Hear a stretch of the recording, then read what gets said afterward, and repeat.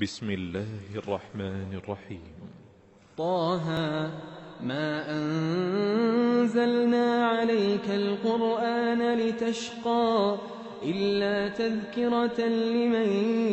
يخشى تنزيلا ممن خلق الأرض والسماوات العلا الرحمن على العرش استوى له ما في السماوات وما في الأرض وما بينهما وما تحت الثرى وإن تجهر بالقول فإنه يعلم السر وأخفى الله لا إله إلا هو له الأسماء الحسنى وهل أتاك حديث موسى إذ رأى نارا